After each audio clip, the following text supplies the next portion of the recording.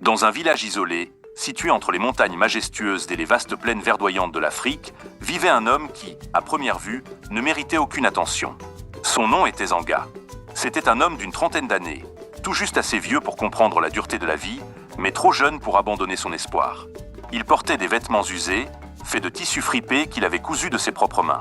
Il n'avait aucune richesse, pas de terre, ni de troupeau de bétail. Ses mains, pleines de callosité, étaient les seules ressources qu'il possédait. Malgré ses difficultés, Zanga n'avait jamais été un homme amer. Au contraire, il avait une grande foi dans les mystères de la vie, un profond respect pour les forces invisibles qui régissaient l'univers. Mais la plupart des villageois le méprisaient, le traitant comme un homme sans avenir. Comment un homme qui n'a même pas de champ à cultiver pourrait-il avoir de la chance? Se moquait-il souvent, le regardant passer, avec ses gestes simples et son sourire, un sourire toujours calme, même quand tout semblait sombre autour de lui. Chaque jour, Zanga se levait tôt, au lever du soleil, et se rendait au bord du village, là où il aidait à la construction de chemins ou à réparer des maisons.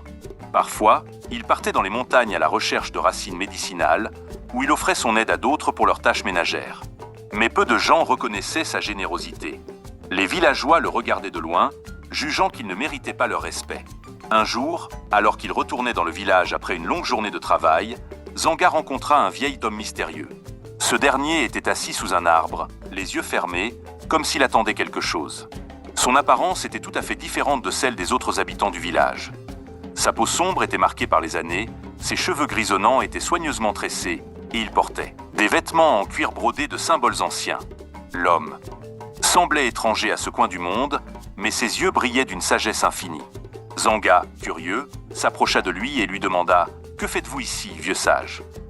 L'homme ouvrit lentement les yeux et répondit d'une voix grave « Je suis un voyageur, un messager de ceux qui observent le monde depuis des âges oubliés. J'ai observé ta vie, jeune homme.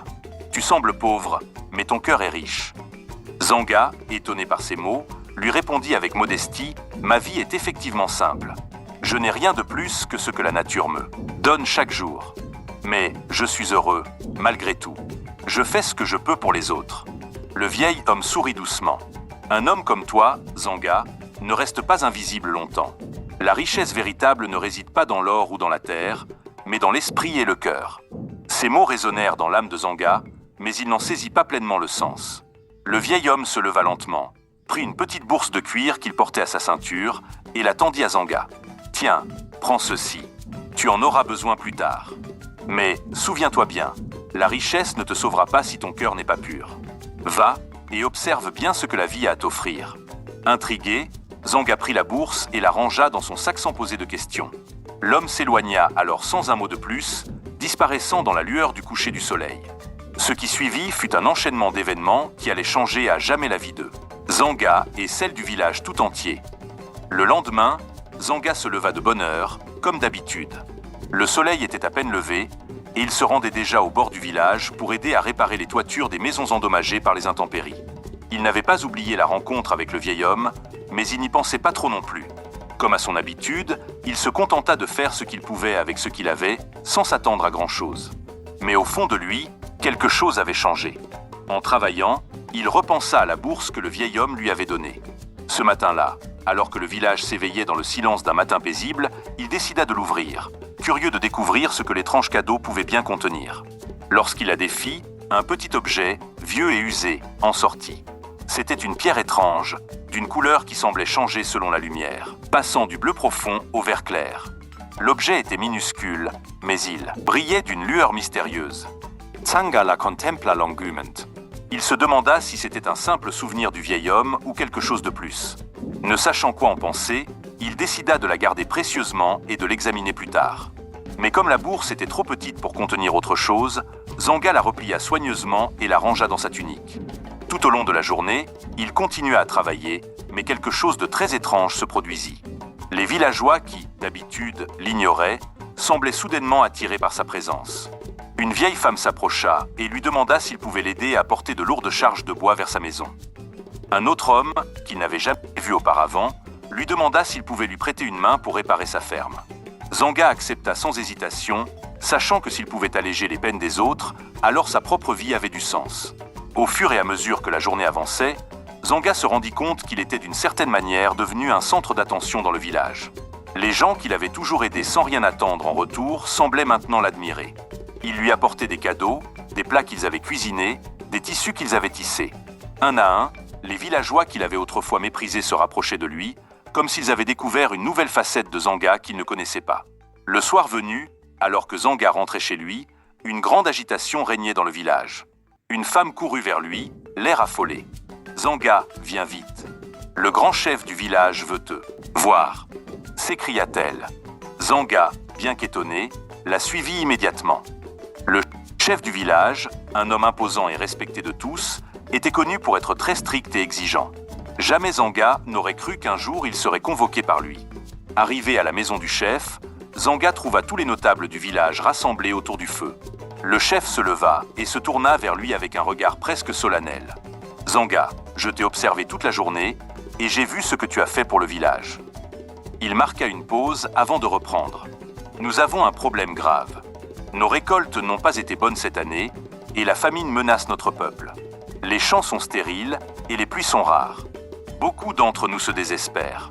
Mais toi, Zanga, il se dit que tu pourrais avoir une solution. » Zanga fut surpris, déconcerté même. Lui, pauvre homme sans terre et sans richesse, qu'aurait-il à offrir à un village qui souffrait de la sécheresse? Mais avant qu'il ne puisse répondre, le chef continua. « On raconte qu'un homme comme toi, avec un cœur pur, pourrait apporter un miracle. Le vieil homme qui t'a donné ce matin sa pierre étrange, ce n'était pas un hasard. Il a prophétisé que celui qui aurait la foi comme toi pourrait guérir la terre. » Le regard du chef était plein d'espoir. Les autres villageois, assis autour du feu, attendaient en silence, suspendus aux paroles de Zanga. Zanga, bien qu'hésitant, sentit un poids s'abattre sur lui. Il avait toujours cru que la véritable richesse était dans la générosité et l'amour, mais ce qu'il vivait maintenant semblait dépasser ses croyances. Il se tourna alors vers la pierre qu'il avait toujours gardée précieusement dans sa poche. Il la prit dans sa main et la tendit à l'homme du village. « Je ne sais pas si cette pierre peut guérir la terre, mais je sais une chose.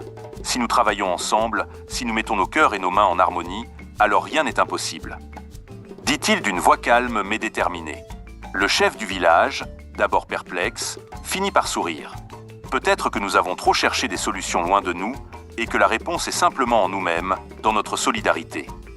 Ce soir-là, le village se leva avec un nouvel espoir. Zanga, l'homme que tout le monde avait ignoré, avait insufflé une nouvelle force dans leur cœur. Ils décidèrent de tout mettre en œuvre, de travailler ensemble pour cultiver les terres et prier pour que les pluies arrivent. Le miracle que Zanga avait prophétisé, même sans le savoir, semblait être en marche. Les jours qui suivirent furent marqués par des changements impressionnants. Les champs qui étaient auparavant stériles commencèrent à montrer de petites pousses vertes. L'air, qui était devenu lourd et sec, devint plus frais, comme si la nature elle-même répondait à l'appel de la solidarité. Zanga, bien qu'encore humble et modeste, devint une figure emblématique du village. Tout le monde, du plus jeune au plus vieux, venait chercher ses conseils, sa sagesse. Et ainsi, de la pauvreté et de la misère, un miracle naquit. Un miracle fait non pas d'or ou de pierres précieuses, mais d'amour, de solidarité et de foi.